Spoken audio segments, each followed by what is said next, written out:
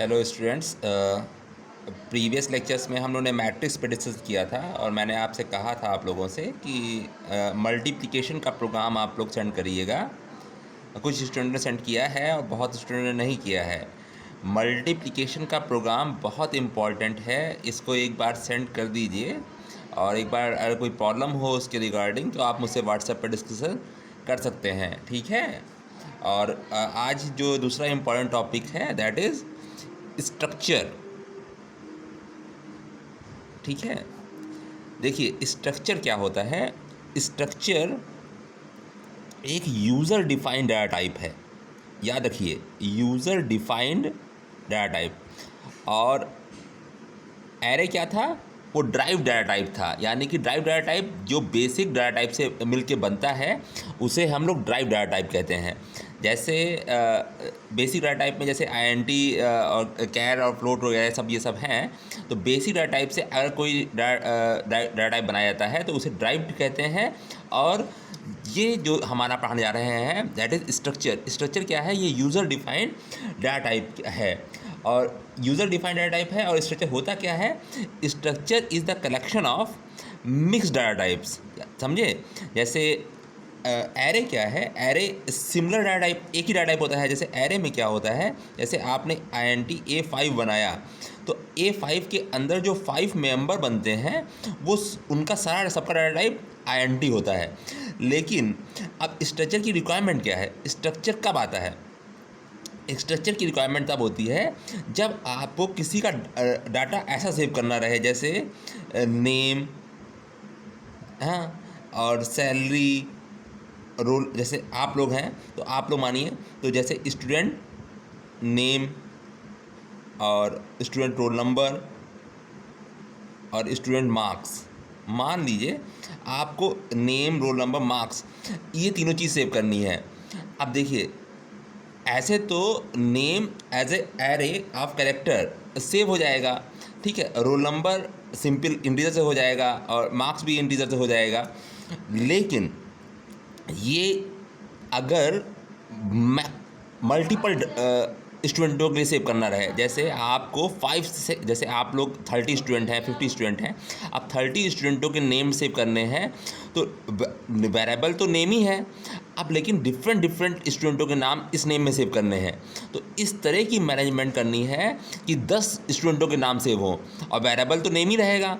अब ऐसी चीज़ों के करने के लिए क्या करते हैं, इन चीज़ों को मिक्स करके एक स्ट्रक्चर नाम का नया डाटा टाइप बनाते हैं, जिससे क्या हो कि नेम, रोल नंबर और स्टूडेंट में एक स्टूडेंट का नाम आए, फिर इसी नेम और रोल नंबर और मार्क्स में दूसरे स्टूडेंट का नाम भी आए।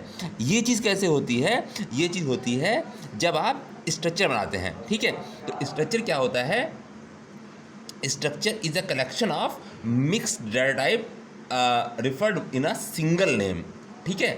और इसका कीवर्ड क्या होता है, इसको बनाने का कीवर्ड होता है स्ट्रक्ट, स्ट्रक्ट STRUCT, ठीक है, स्ट्रक्ट। और इसका सिंटेक्स क्या होता है, इसका सिंटेक्स होता है, देखिए मैं दिखाता हूँ आपको इसका सिंटेक्स क्या होता है। इसका सिंटेक्स, सॉरी इसको छोड़िए, बुक से नहीं है, ऐसे बताते हैं। इसका सिंटेक्स होता है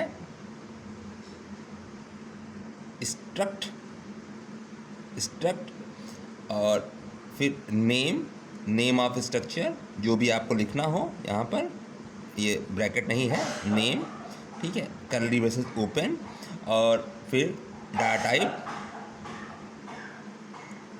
और मेंबर नेम, मेंबर नेम, फिर डाटा टाइप और मेंबर नेम, इनके लास्ट में सेमीकोलन रहेगा, फिर डाटा टाइप और मेंबर नेम जितने भी चाहें, और फिर कर्ली ब्रेसेस क्लोज, ठीक है। अब इसके बाद यहाँ पर आप स्ट्रक्चर वेरिएबल बना सकते हैं। ये वेरिएबल कुछ भी हो सकता है। अब ये काम कैसे करता है और क्या होता है, इसको अभी समझाते हैं, ठीक है। देखिए ये समझ में आया ना कि कैसे ये सब हुआ। देखिए फिर से बता देते हैं। स्ट्रक्ट नेम, ये स्ट्रक्चर नेम होगा, कर्ली ब्रेसेस ओपन होगा, data type member name, data member name, और ये कर्ली ब्रेसेस बंद, स्ट्रक्चर नेम। ठीक है, याद रखिएगा स्ट्रक्चर एलिमेंट के जो मेमोरी होती है ये भी कॉन्टीन्यूस ब्लॉक ऑफ मेमोरीज में स्टोर होते हैं। ठीक है, एक मिनट।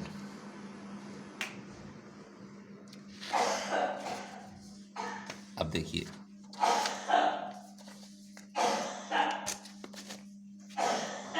देखिए फॉर एग्ज़ाम्पल जैसे आपको एक स्ट्रक्चर बनाना है अपना स्टूडेंट का, तो कैसे बनेगा?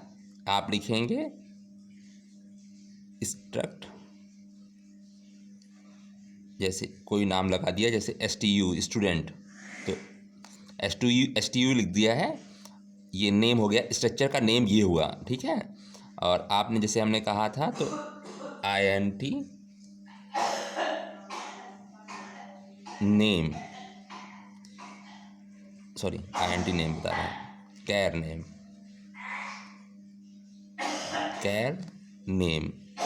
और नेम मान लीजिए 20 अक्षर का ले लिया, और INT रोल नंबर, और INT मार्क्स, और सबकी लास्ट में सेमीकोलन लगा दीजिए और करली ब्रेसेस क्लोज। अब स्ट्रक्चर के आपको वेरिएबल बनाने हैं, मान लीजिए, ठीक है, आपने वेरिएबल क्रिएट किया S। ठीक, अब ये बनेगा कहाँ पे, ये क्रिएट कहाँ पे होगा? ये जो क्रिएट होता है ये बेसिकली ग्लोबल एरिया में बनाया जाता है। ठीक है, ग्लोबल एरिया में। ठीक है, अब ग्लोबल एरिया में बनता है तो ये क्या होगा, यानी कि हैज़ इंक्लूड के जस्ट बाद अब वाइड मेन स्टार्ट नहीं हो रहा। अब जब स्ट्रक्चर बनाया जाता है तो स्ट्रक्चर बनाया जाता है, इसके बाद वाइड मेन स्टार्ट होता है, यहाँ से वाइड मेन।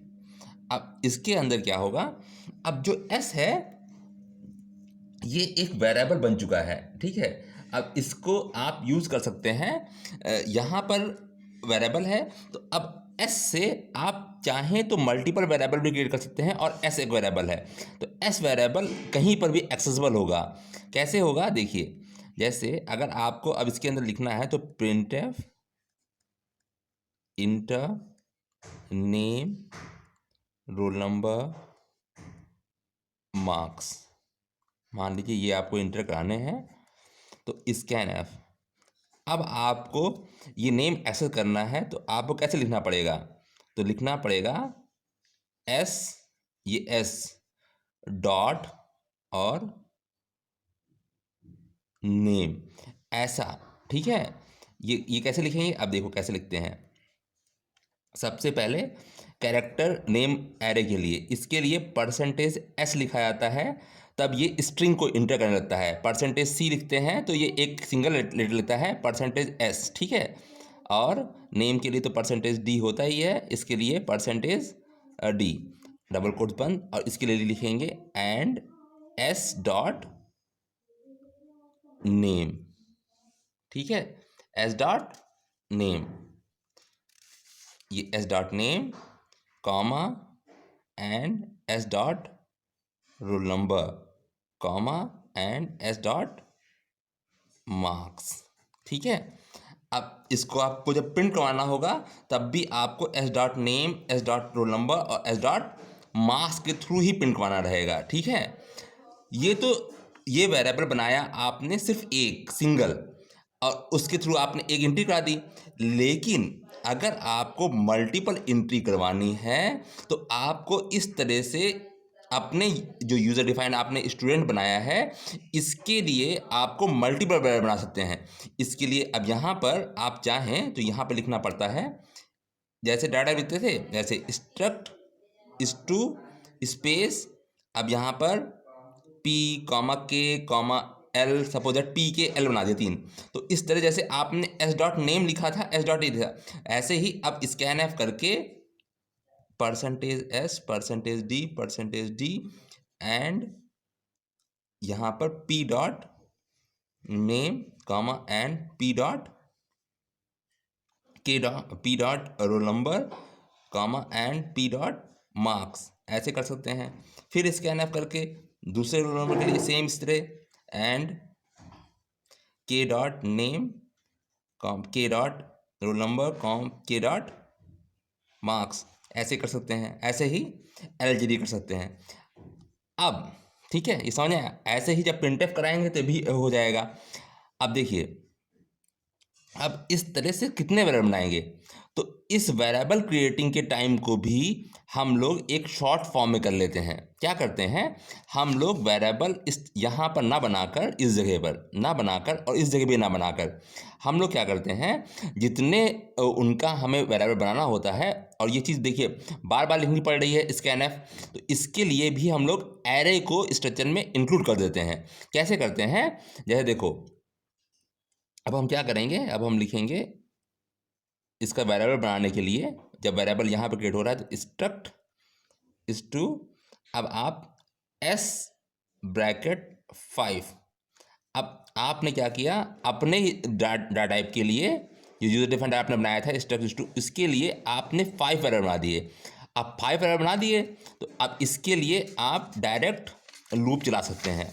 अब आपको क्या करना पड़ेगा, जैसे इंटर में जब वाइड मेन के अंदर आपने लिखा INT, आई एक रोल है और यहाँ चलाया फॉर आई, जैसे यहाँ पे प्रिंटफ का मैसेज दिया, इंटर 5 स्टूडेंट डिटेल, और इसमें I0 I less than equal to 4 I less 5, और इसमें स्कैनफ %s %d और यहाँ पर एंड s, और इसके अंदर I dot name and SI dot roll number and SI dot marks. ऐसे ऐसे आप कर सकते हैं, ऐसे ही इसका प्रिंटफ हो जाएगा। ठीक है, ये देखिए, अब इसका एक पूरा प्रोग्राम आप क्या करेंगे, आपका प्रोग्राम आज असाइनमेंट इसमें है, आपको एक प्रोग्राम इंटर करना है, write a program to create a structure of student, और इसमें आप क्या करेंगे, स्ट्रक्चर ऑफ स्टूडेंट, इसमें नेम, रोल नंबर और मार्क्स होगा। इसमें 5 स्टूडेंट के मार्क्स आप इंटर कराइए, 5 स्टूडेंट का डाटा इंटर कराइए, और एंड उसको प्रिंट करवाइए। सिर्फ इतना वर्क आप करिए। Okay, thank you.